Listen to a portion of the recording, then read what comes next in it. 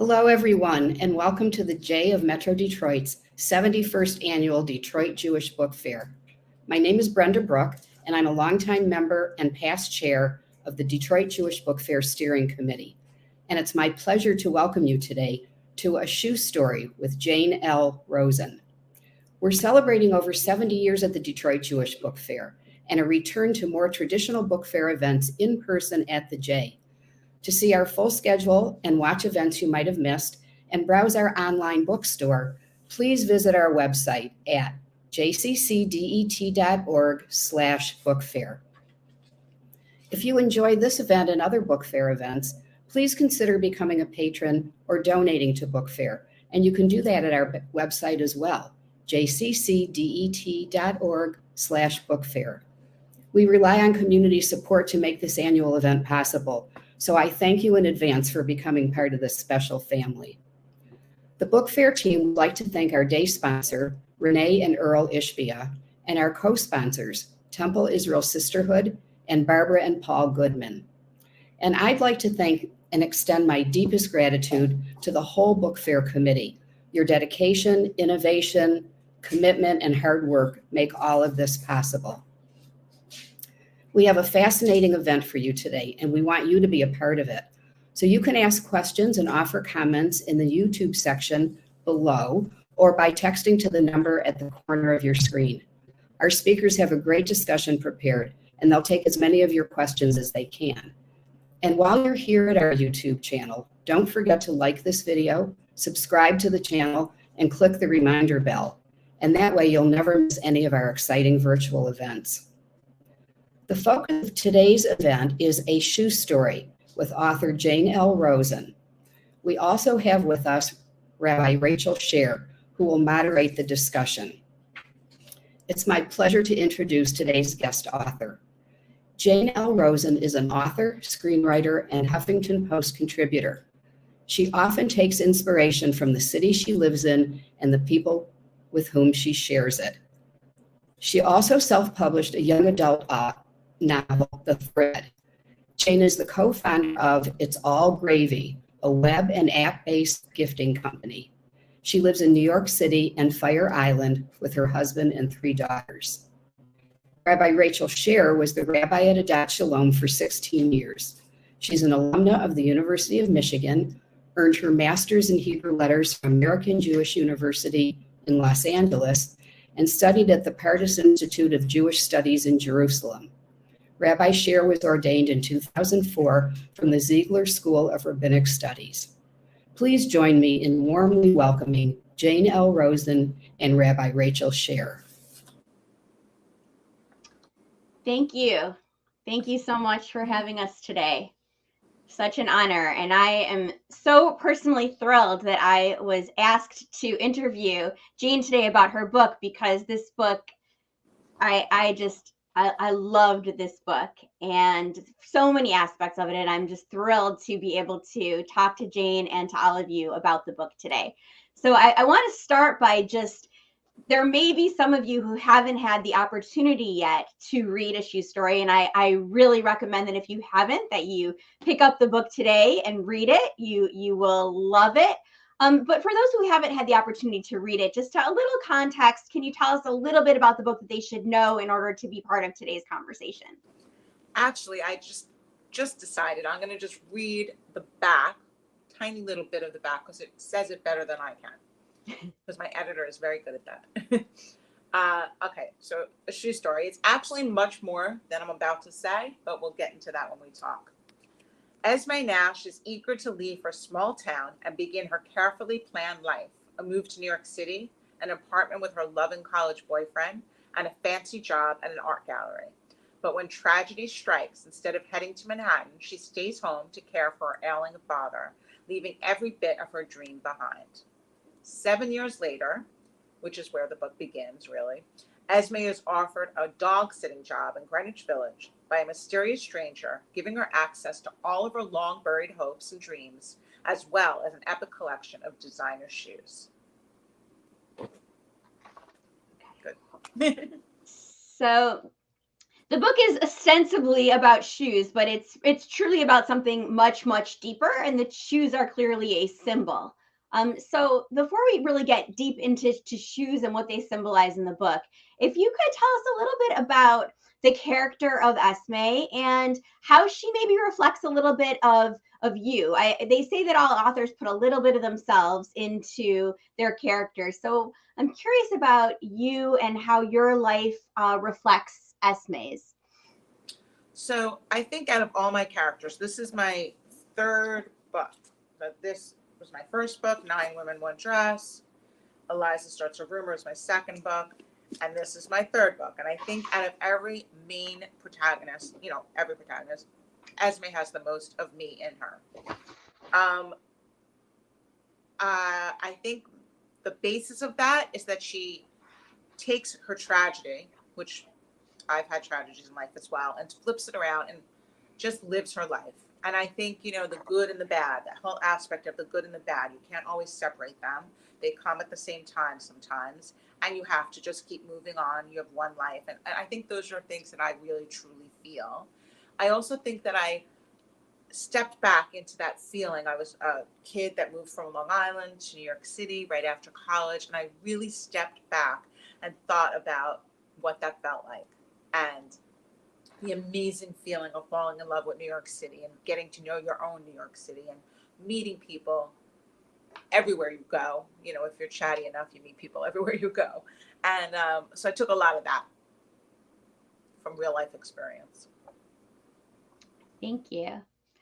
I've always loved, since I was a child, spending time with older adults. As like a elementary school kid, I would go with my father and visit one of his grandmother's friends in a nursing home. In high school, I volunteered at a nursing home, and now I work in Jewish hospice. And I was so drawn to the character of Sai and the relationship between Sai and Esme. Can you talk a little bit more about that? Sure, I'd love to. Sai is my favorite too. The whole book really started because of that relationship. So I was on the Fire Island ferry, where we have a house that we go to in the summers. And I don't know if you're familiar with Zabars, but most Jewish people are. Saul Zabar has a house around the corner, and he sat down next to me on the ferry, and he started talking about how all his friends were dead and he has no one to talk to, and maybe I should go see a shrink because then they'll listen to me for 45 minutes, and on and on. And I was like, I'll talk to you. Like, what could be more interesting? And I started thinking about this way where we have friends in our lives that are very much our age. And in Fire Island, which happens to be the setting for my next book, it's very intergenerational.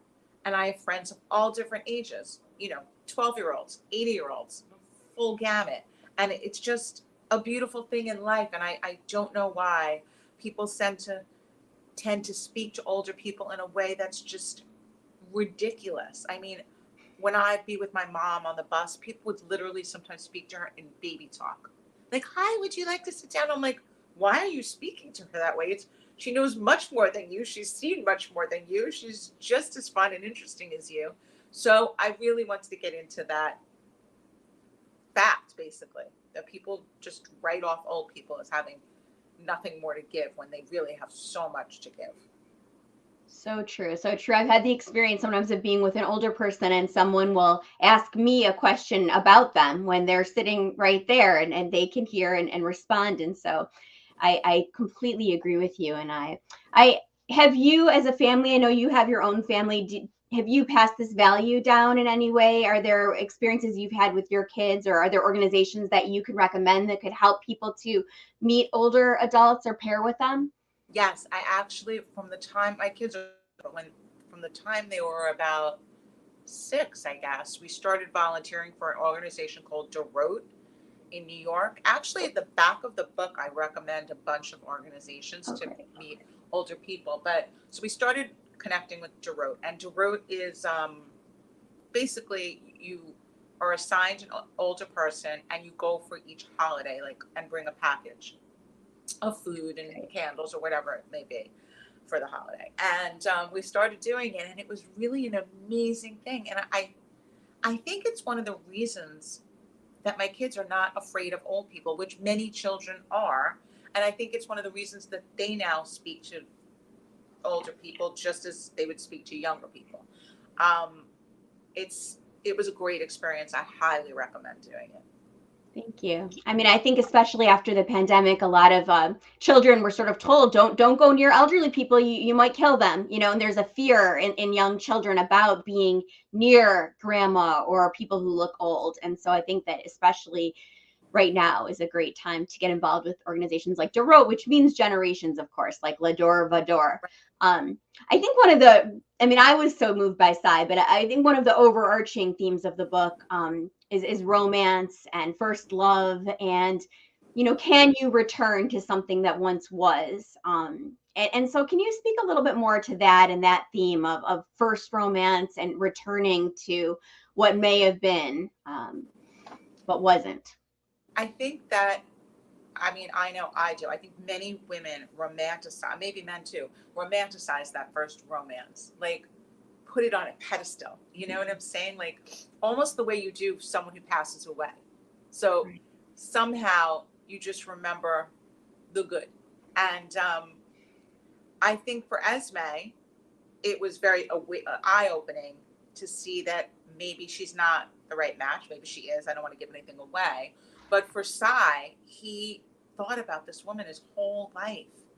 And I don't think that that's that rare. I think that happens. And after I wrote the book, I spoke to this woman who, my friend's aunt, I think she's around 80. She met this wonderful man, Monty. She dated him when she was, let's say, 16, 17, 18. He went off to the Israeli army. Her parents forbid her from seeing him anymore. And she explained to me, like, at that time, everyone was, maybe better kids, you know what I mean? Like, listening to their parents, and she did it. She had a wonderful marriage. She had 3 children to someone else, obviously. She, didn't regret that. But after her husband died, I guess she was about 75, she somehow got in touch with this man, Monty, and they're together now.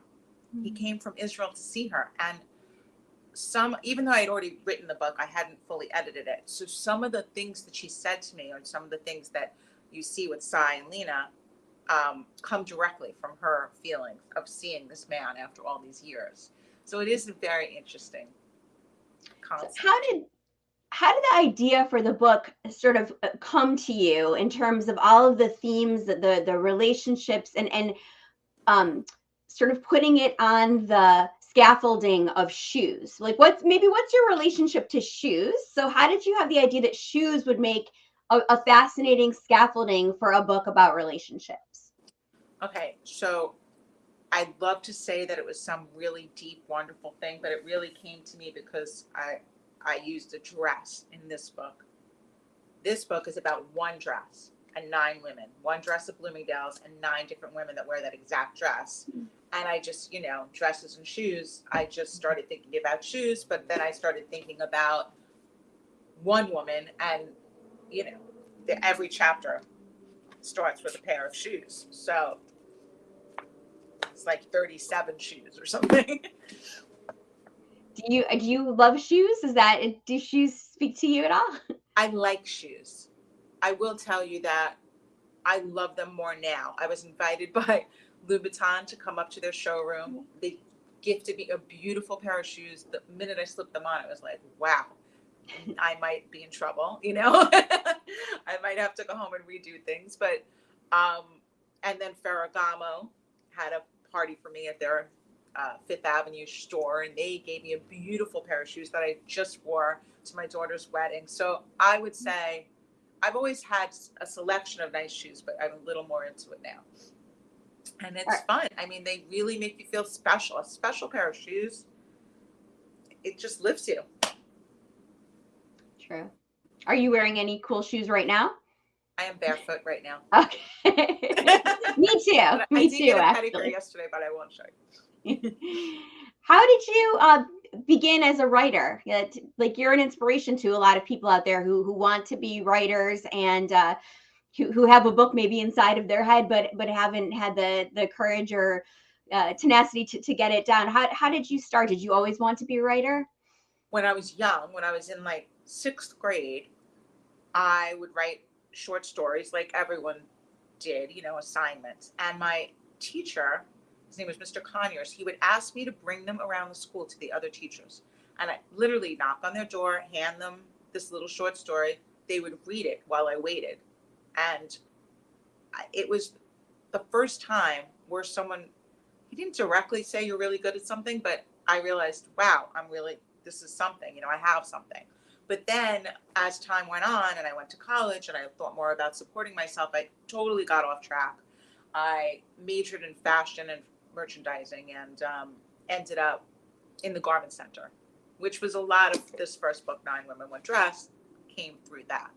But, so then after that, when I had children, I stopped working for a little while and I started writing again. And I wrote a screenplay. I took a class, like 6-week class, how to write a screenplay. I wrote a screenplay and I sold that screenplay to Miramax. It was a crazy, crazy thing. It sounds much easier. It took a little longer than that, but it was a crazy thing. And I started writing again. When I turned around 50, so this is really inspiring to anyone that wants a second chance and to write that book. I started writing 9 Women, One Dress as a book because I thought it was a better way to get it made into a movie. So in my head, it was a movie, which most of my stories are because I'm trained to write a movie. And I wrote it as a book and started becoming a novelist, and it's been fantastic. Can you imagine this book as a movie? Do you see it? Absolutely. Do you?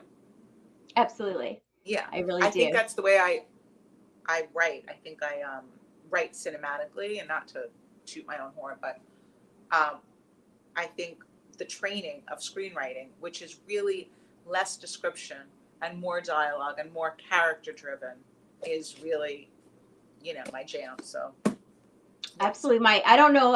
My husband has been teaching screenwriting at University of Michigan for the last almost 20 years. So that's his profession. And he teaches the beginner and the intermediate and now advanced classes in screenwriting. And we lived in LA for 7 years after he sold a script. So I know that process and how hard it is. And I think that's also why, as I'm reading the book, I was just imagining it, on the screen.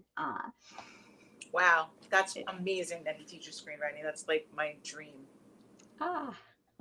Maybe he can interview for the next one. I think he would have different set of questions than I do because he does see things in acts and that kind of thing. Yes. I could definitely see this on the screen. Sitting on a park bench in New York, Esme and Cy, it's classic. I guess, are there characters, the Jewish identity of the characters is interesting to me as a rabbi. Tell me a little bit more about the Jewish backdrop for the book. It's not like a outwardly Jewish book per se, but it certainly is a Jewish book. So tell us about how you decided to the Jewish content for the book. Well, basically the entire story of Cy and Lena, which if you haven't read the book, everyone, you know now that it's like kind of this older man explaining his life story to a younger woman in order to encourage her to live her life, which he really kind of did in some ways. So the Jewishness of this really comes from my parents. The story of Cy and Lena, even though they don't get together, is the exact story of how my parents met and their upbringing and everything about their meet cute. Like my mom left Rosh Hashanah services with her friend Mel Schott in like 41, I guess, 42. And she went to Sheepshead Bay and she met this really good looking guy who had a sailboat but didn't have 2 nickels to rub together aside from that. And she was a very wealthy girl and she ended up marrying this man, and it was a big deal, like, a very big deal with her parents. And their love story is really Cy and Lena's love story. Their dates, their, where they went, all these things.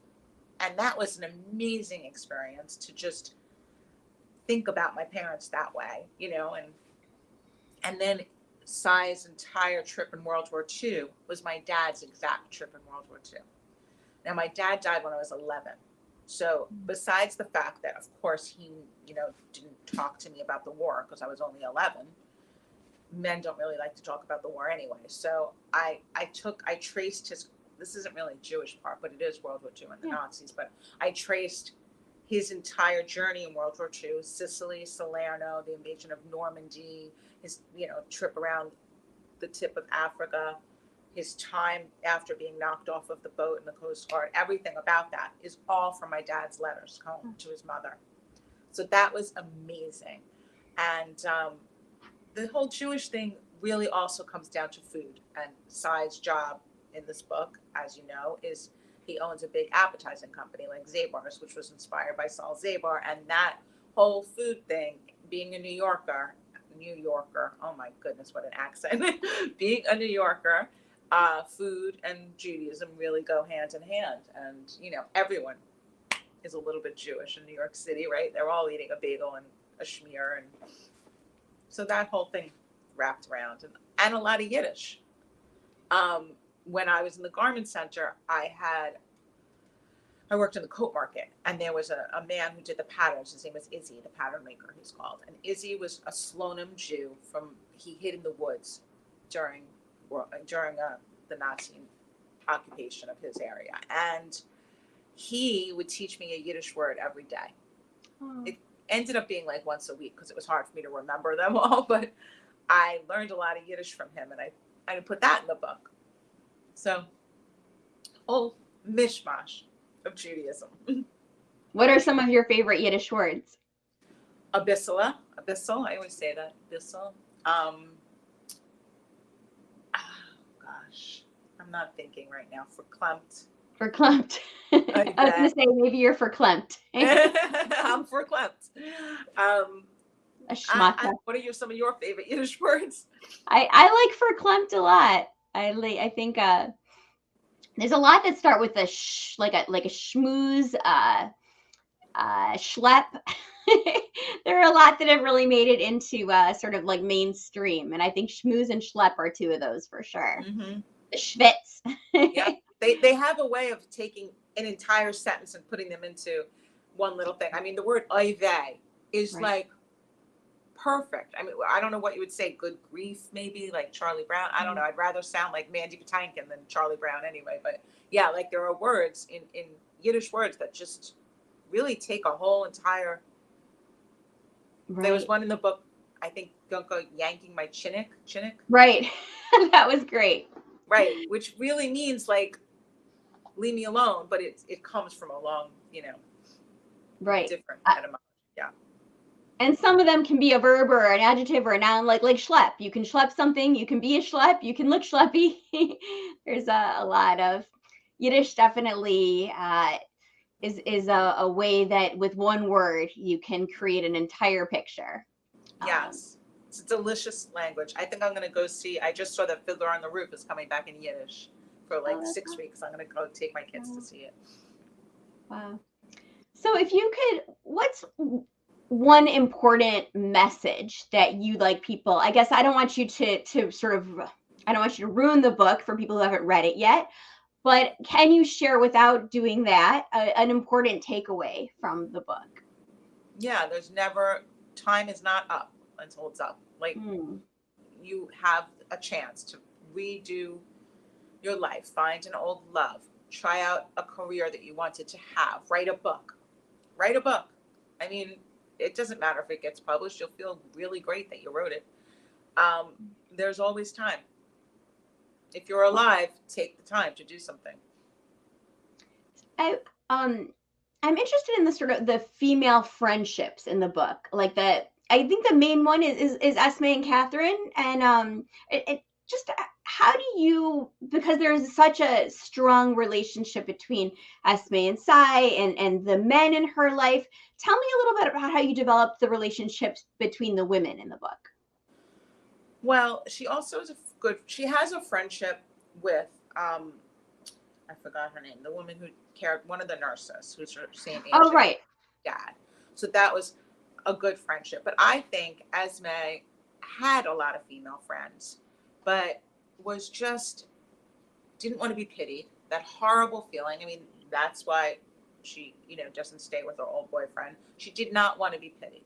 And she had a hard time speaking on the phone to them or whatever it was, that woe is me. And here they are doing this, doing that. They maybe don't want to tell her what they're doing because there she is at home with her dad. I think that she just put up a wall.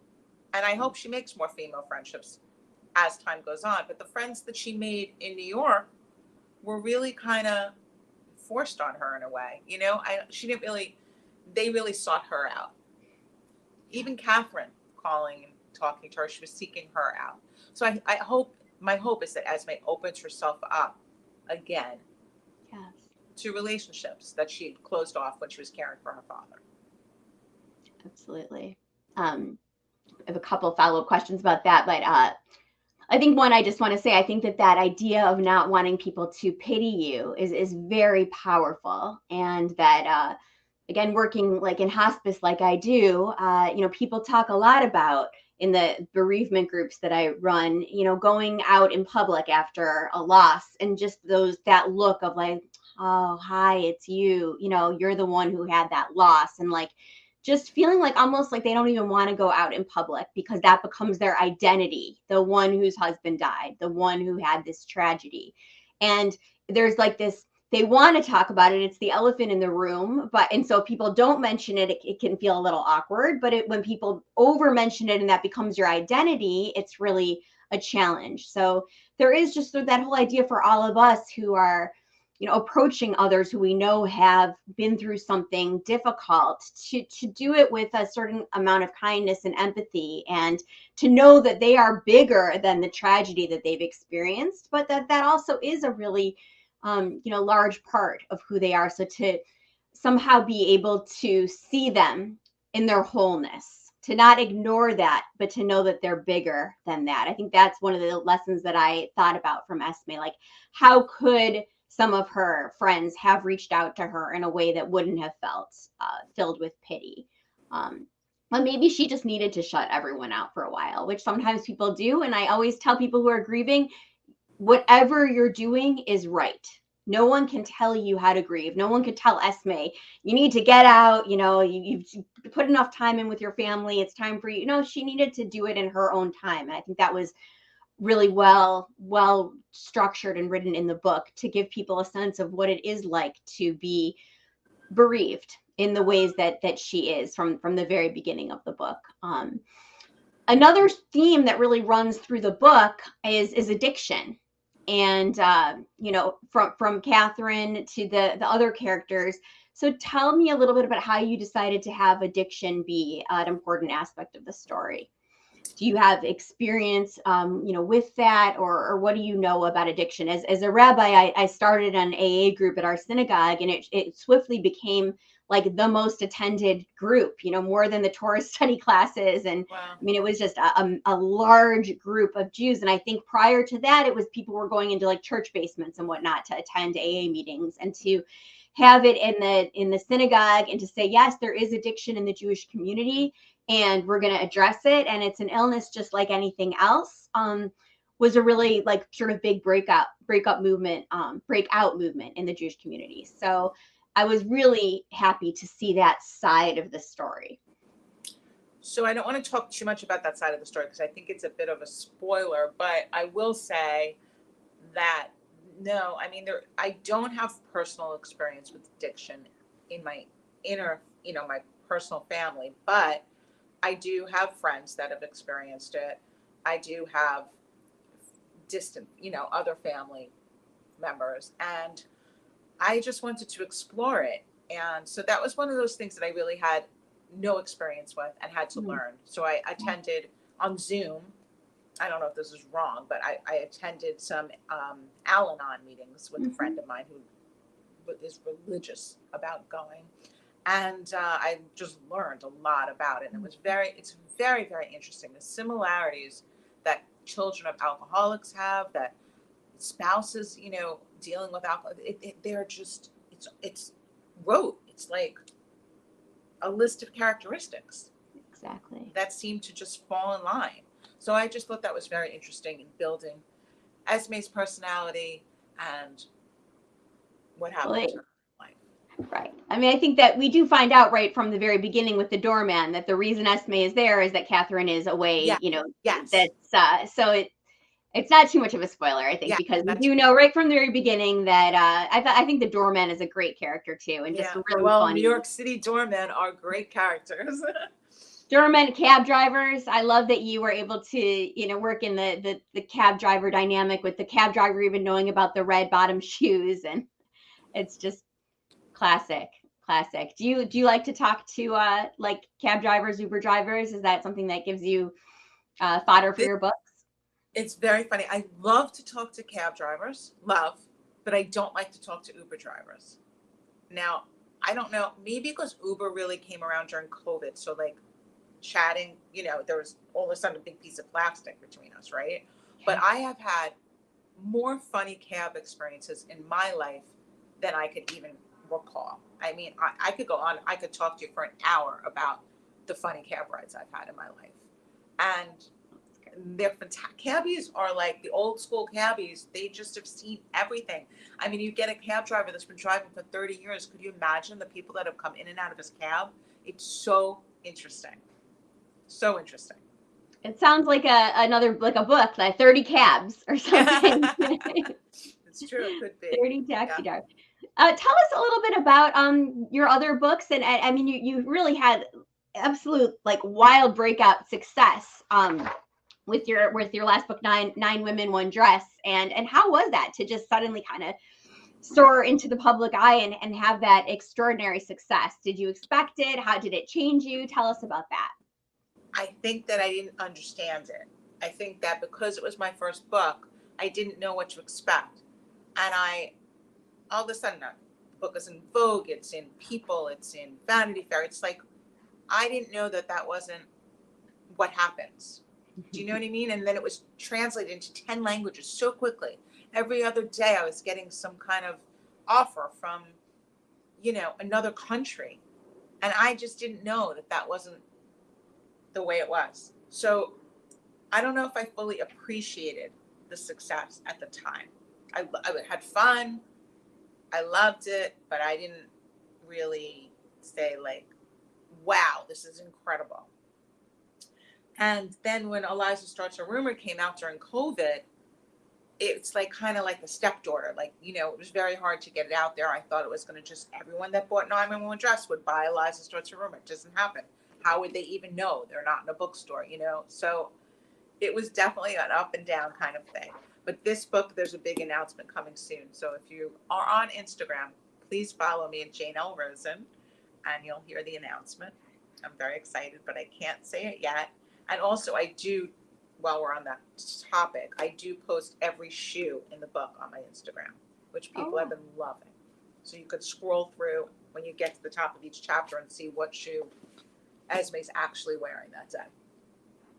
That's really, really awesome. Because I don't know a lot about shoes. And so I was Googling them to try to see so I could figure out. I didn't realize they were all on Instagram. I'm going to follow you. Yes.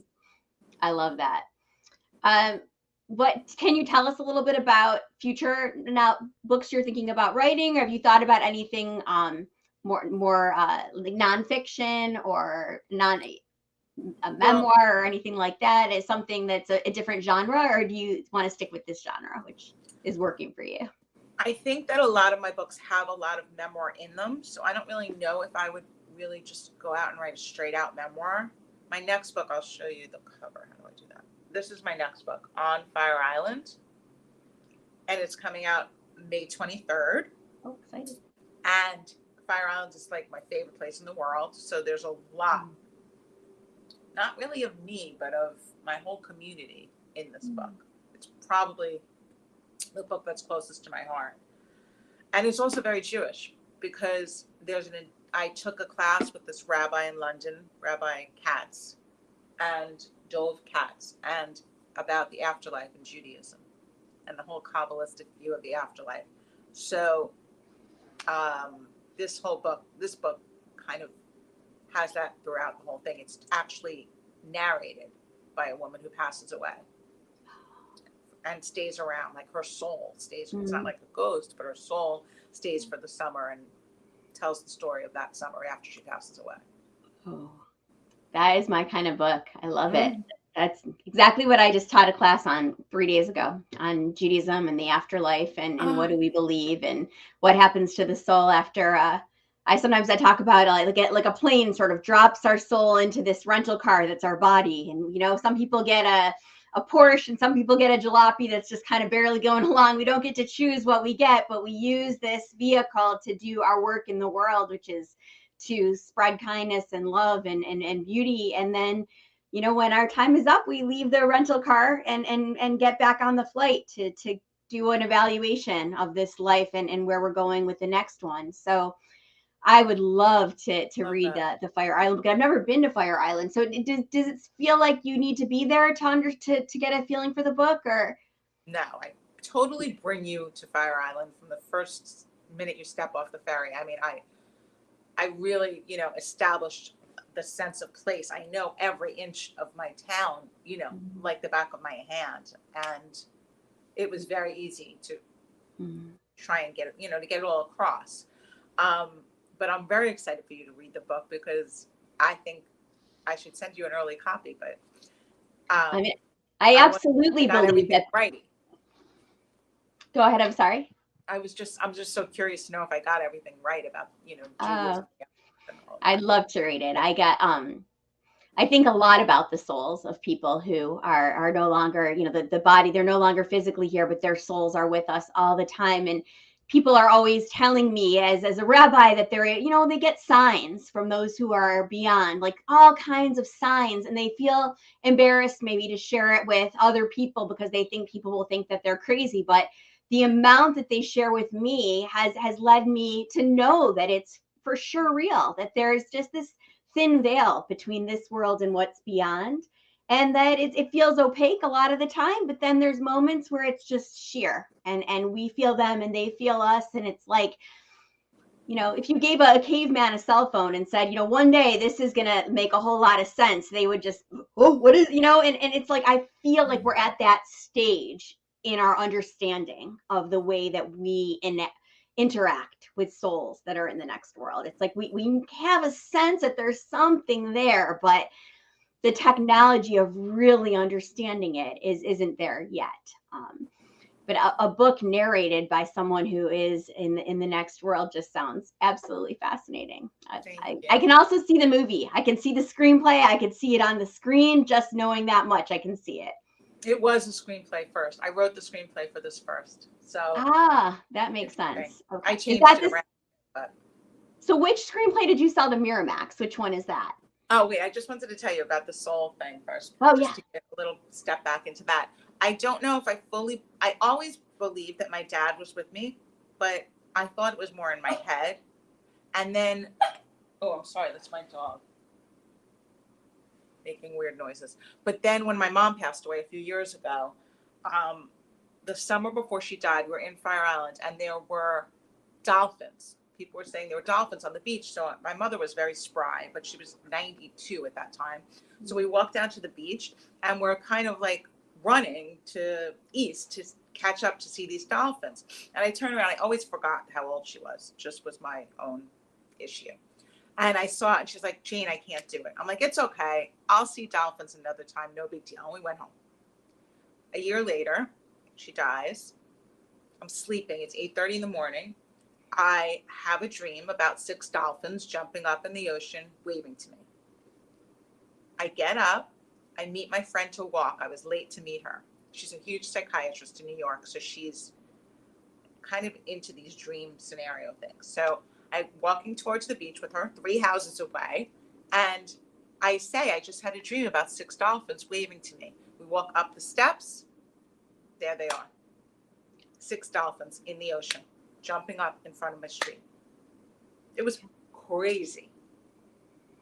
I also think that time is something that we don't really understand. I think that, time and space in some ways is more like the way it is in our dreams, where what came first, what came next.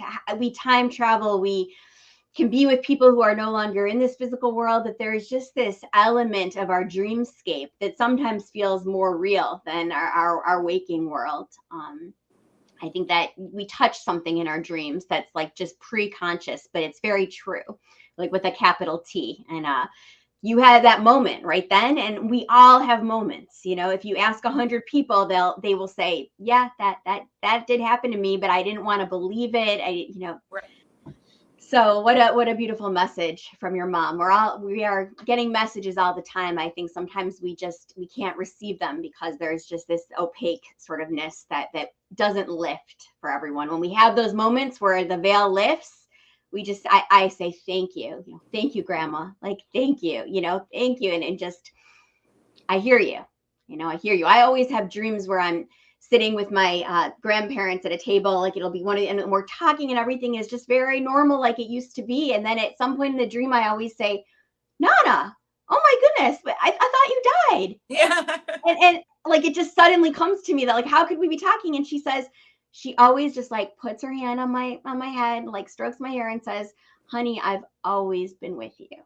I've always been here. And I'm like, I wake up feeling so comforted and like I'm never alone. No matter what, I'm never alone. I might feel alone, but none of us ever really are. I noticed that I have some questions in the chat. So the first one, I apologize, I'm just seeing it now, but it was about 25 minutes ago. Someone asked, do you have a favorite pair of shoes?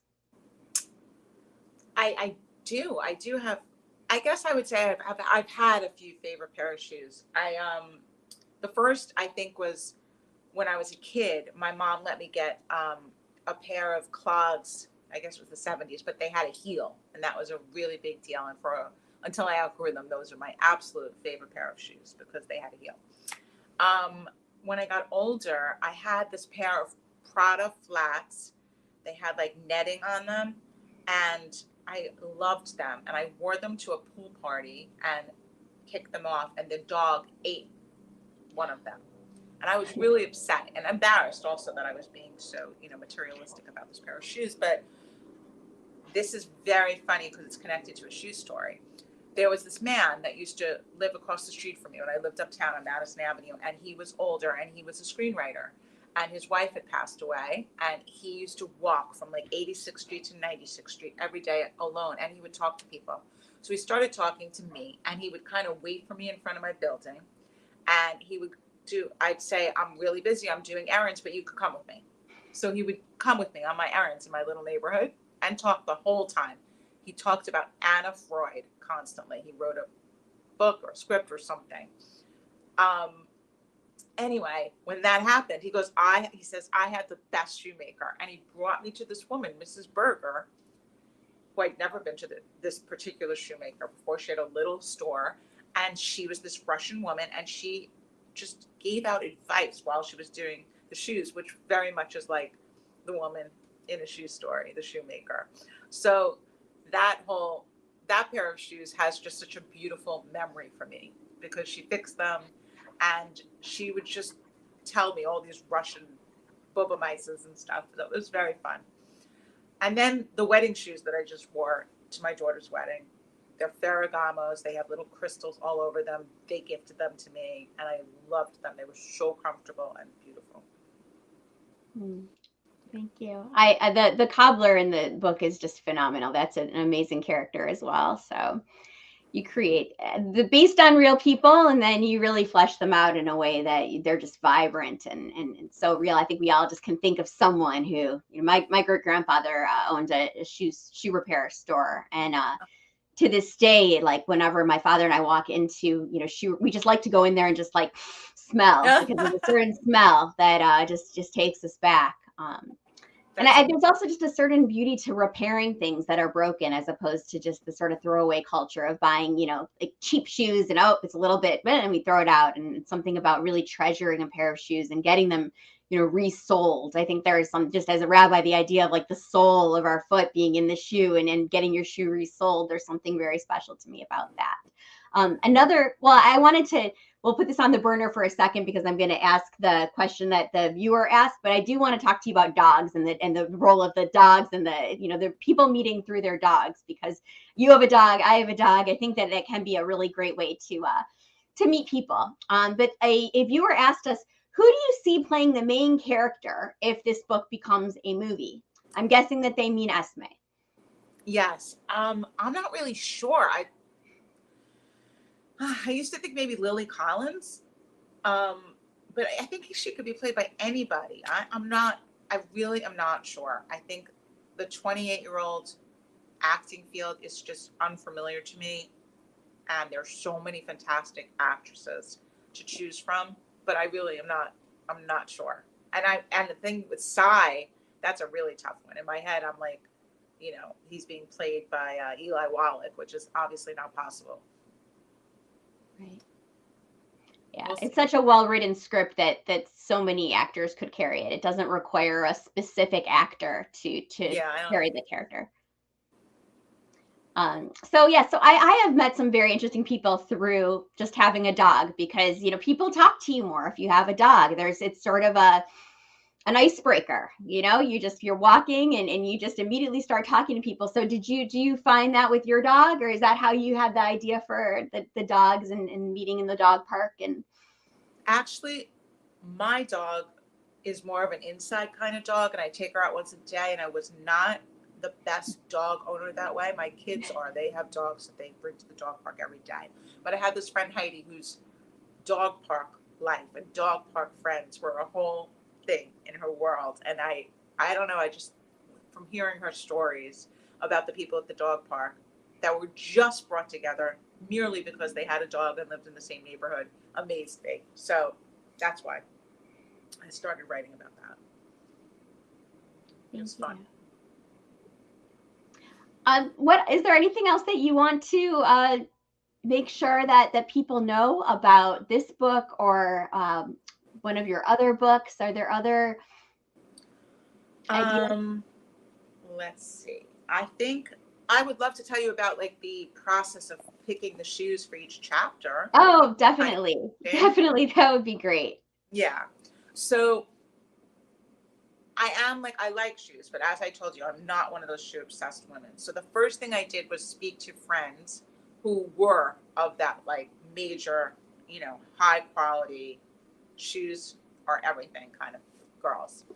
And all the main shoes, on the cover, which is the Manola Blahnik that Carrie Bradshaw wore, and the Louboutin and Yves Saint Laurent, the Rock Stud, they are shoes that these women repeated time and time again. Everyone said those shoes have to be in it. The same thing with the Chanel Ballerina Flat, or the Hermes Oran, which is a sandal. These are shoes that are iconic. Some of them have been around for 50 years. And I knew I had to include those shoes. Then I had to think, where is Esme going? Where is she going that night? What would she wear? That was just so much fun. Imagine you're able to choose any shoe you want in the whole world to put on this girl's feet. So that was really a trip. And I moved them around a lot. I replaced them a lot. I had pictures of all the shoes. When I had COVID, I got doubly into it because I couldn't really concentrate, but I became obsessed with these shoes, finding them all. The book is set in 2016. I had to make sure the shoes were available in 2016. The only shoe that's not is this designer named Jessica Rich, who is a Black designer. And I realized there were very few Black shoe designers, even less so before 2016, that were prevalent. And I really I wanted to include a Black woman. So Jessica Rich's shoe is the only one that wasn't actually around in 2016. But she's fantastic. We did a contest at the beginning when the book was coming out, where people got 20% off of her shoes, and she's been wonderful. She's become an Instagram kind of friend. So picking out the shoes was just a great fun experience. I'd go to all the Bergdorfs and Bloomingdale's and walk around the shoe floors and feel them and try them on, and it was very fun. Very fun. A viewer is asking, what was the Miramax script, and was it made into a movie? Oh, the Miramax script, the first one I sold, was called Confessions of a Dog Walker. And it was about the nursery school process in New York City. I don't know if you're familiar with the insanity of applying to nursery school in New York City. So after applying to nursery school in New York City with my kids, we got into the 92nd Street Y Nursery School, which is like the, piece de resistance. Everyone wants to get in, but we knew nothing. My husband and I were 28, 29. We were young. We really knew nothing. And people were actually a little annoyed. How did you get in? Did you have, what connections do you have? I didn't have any connections. So the whole process was so funny to me. I started thinking about a movie about a girl with a woman getting into nursery school. And as I told you, I wrote it and sold it, and it was amazing. But I also learned, it was not my first, I also sold other things. The difference between screenwriting and book writing is unbelievable. I mean, when because your husband teaches screenwriting, that when you're a screenwriter, you could get fired very easily and someone else replaces you. It's not the same thing with a book. This is my book. No one's taking away my book. I get to decide on the cover. I get to decide on the title. I mean, I take input, but it's mine. If my editor may suggest something, but she can't insist on anything. It's my book. It's not like that with a movie. It's theirs. So it's just a much different process. So like when you see the movie like Tootsie, it'll have 10 different screenwriters. And I used to think, oh, wow, they all sat in a room and wrote this movie together. No, each one was fired and then another one was added. And that's why there's all these screenwriters listed on the movie. Amazing that Tootsie worked as well as it did with all those different people writing it. So I was just really happy to move on to this novel writing, where you have an editor that you really trust, that really knows what they're doing, and you're just working with them, and it's a beautiful thing.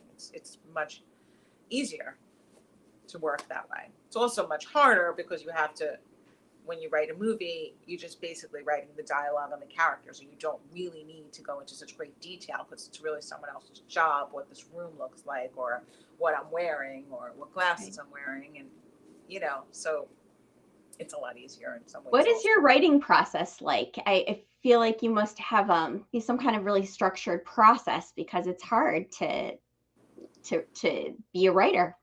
How do you do that? Well, I'm disciplined. I'm very disciplined, and I love it. I love writing. So it's not like, I've heard other authors say they don't like writing, and I can't believe that. Like, how could you sit down for 7 hours a day sometimes and not like it? It seems horrifying, but I like it. So it is the thing I would choose to do, over most anything else, certainly over exercising.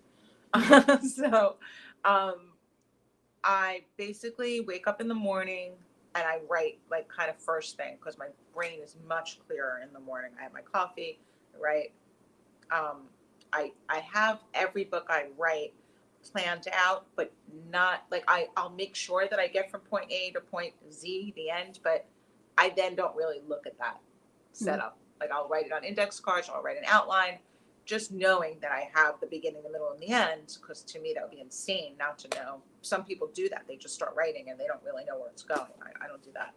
But I just kind of, I write the first draft. I'm not the kind of person that writes from beginning to end. I step back and read what I wrote the day before. I go over the chapter before moving forward, kind of like childbirth. I just go back and forth.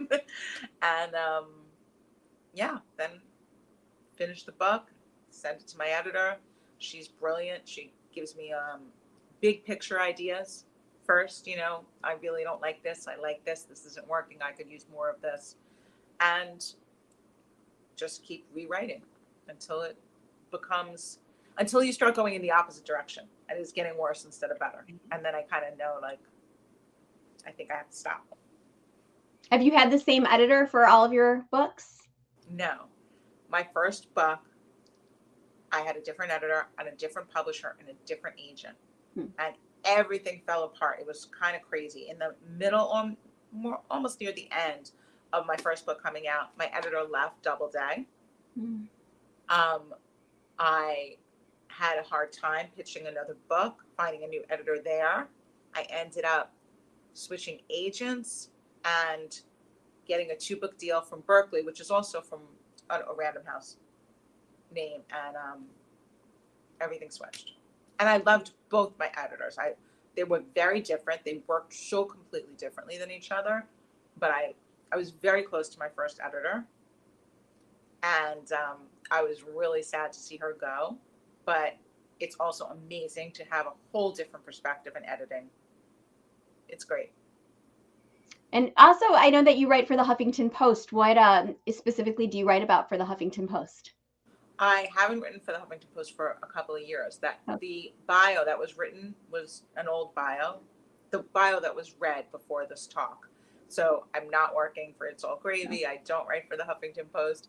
But it was great. I loved it. I was producing a show called The Divorce Party, actually with Weinstein Television, and I went to some divorce expo, which was a very funny experience since I'm happily married for 31 years. But I met the women from Huffington Post Divorce, and they asked me to write an article for HuffPost Divorce. And I said, okay. And I'm thinking, I'm not divorced. I really don't know what to write. So I wrote an article called Are Harry and Sally Still Happily Married? It's actually a really fun article. You could Google it. And it's all about, are all of those stars that we watch, all of those characters from movies that we, romantic comedies, are they still together? So from there, it did really well, that article. And they kept on saying, write whatever you want. So I did it for a couple of years, and it was fun. It was very fun. The Harry and Sally reference reminds me of all the thought bubbles in the book, and the idea that sometimes our thought bubbles match other people's, and sometimes they're very different. And how did you have the idea to talk about thought bubbles? Okay, that was not my idea. My friend was complaining about her husband, and she literally said to me, every time, she said, those thought bubbles, every time I have a thought bubble, I can promise you, John, that's not her husband's name, protecting the innocent, John has a different thought bubble. And I thought that's so funny. She said, you and Warren seem to have the same thought bubble. And I said, I don't know. I mean, maybe a different version of the same thought bubble, closer, but like she was saying, theirs were completely polar opposites. Interesting, right? Really interesting. It's really interesting to think about what makes for a healthy relationship. I don't think it's one or the other, but understanding a little bit about the other person's thought bubble, I think is really key. So yeah. I know we only have. It's very dangerous. I think with parenting, to have two completely different thought bubbles could be really tough sometimes. And I think that's what in relationships that often comes to play, when they really have just different upbringing, different idea of right and wrong, different idea of parenting. That's a tough one to overcome. And it made me even think about thought bubbles with our kids. Like something could happen and we are interpreting it one way and they're interpreting it in a really different way. And maybe taking the time to ask our kids, what do you think just happened? Because in our head, with our life experience, it feels completely different than it might feel to them. And it's easy to project our thoughts onto what we think our kids would be thinking because we raised them. Of course, they think just like us. But that's really true. It's very interesting. We once got into a little fender bender. We got hit from behind.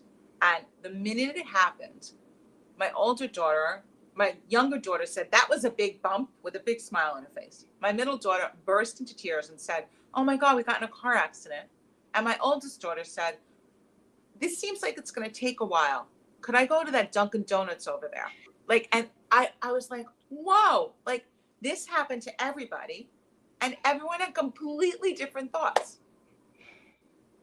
Interesting. So true. So true. Mm-hmm. So I know we're pretty much out of time. As a rabbi, one of the things that I thought a lot about during the book, which I think is interesting, is that you go to Yom Kippur services. The last service at the end of Yom Kippur is called Ne'ilah. I'm guessing a lot of our viewers are familiar with Ne'ilah because it's this very intense closing service. And the word Ne'ilah means like the locks or the gates. And it's the service sort of repeats this mantra of, the gates are closing. They don't stay open forever. I have a page from the book in front of me. The reason I'm going to read the poem from Ne'ilah is that the word in Hebrew for gates, the gates or the locks are closing is the same as the word for shoes. And so Ne'ilah, it means that the end of the Yom Kippur service, but it literally is like shoes. And so the word for shoe in Hebrew also means something that like closes or locks. And it's like a gate we walk through that then locks behind us. But the thing that's fascinating is with the word, it also implies that you can untie it, you can open it back up. And with the Ne'ilah service, part of it is knowing which gates in our lives we want to go back to and reopen and work through relationships, and which gates should be closed forever. And there's this really strong connection between shoes and gates. And I think when I think about the book, again, without being a spoiler, to me, a lot of it is about thinking about the choices that we've made in our lives and what points in our life we can return to and make different choices, and which places the gates are just closed and we only move forward. So if it would be okay with you, I'd like to read the poem that starts the Ne'ilah service, because Ne'ilah does mean gates as well as shoes in Hebrew. I love that. So, and I will, so I have it here. I'm in the Machzor that we use in the conservative movement on Yom Kippur. And this is right at the beginning of the closing service. Open for us the gates as they are closing. The sun is low, the hour is late. Let us enter the gates at last. When a person begins life, countless gates stand waiting to be opened. But as she walks through the years, gates close behind her. One by one by one. Remember the unopened gates. Open them before they're locked, for the gates do not stay open forever. We walk through the years and they shut behind us. And at the end, they are all closed, except the one final gate, which we must enter. Before it's too late, let us open the gates that lead to blessing and beauty, tranquility, kindness, and compassion. Let us open the gates to those things in life which are eternal, before the gates swing shut, before all of them are closed. Do not remain standing at the outer gate. The gates are meant to be entered. Love that. I feel like those gates are the ones that Esme walked through, and we all walked through with her. And there's just endless potential waiting. So if anyone, I encourage all of you to read this book and to think about our own lives and how those countless gates are still open for many of us in many ways, and to return to the ones that need our attention, and to close the ones that are meant to be closed or opened by someone else. So thank you, Jane, for bringing us this really powerful book, which is just fun and light and fashionable on one level, and then extremely deep on another level. And I look forward to seeing it on the screen one day. Thank you so much. What a wonderful poem and what a wonderful interview. Thank you. It was really a pleasure.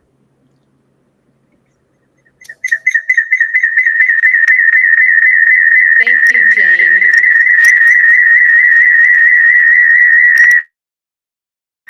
Share being with us, and for such a wonderful and rich discussion. And thanks. Thank you, Jane and Rabbi Shere. That was a wonderful conversation. We all learned so much. Sorry for the technical difficulties. We hope that all of you at home will join us at the JCC this afternoon at 2 o'clock to hear Lisa Weimer talking about her book, The Assignment. Thank you very much from the whole book fair committee and team, and we look forward to seeing you at other events. Have a good day.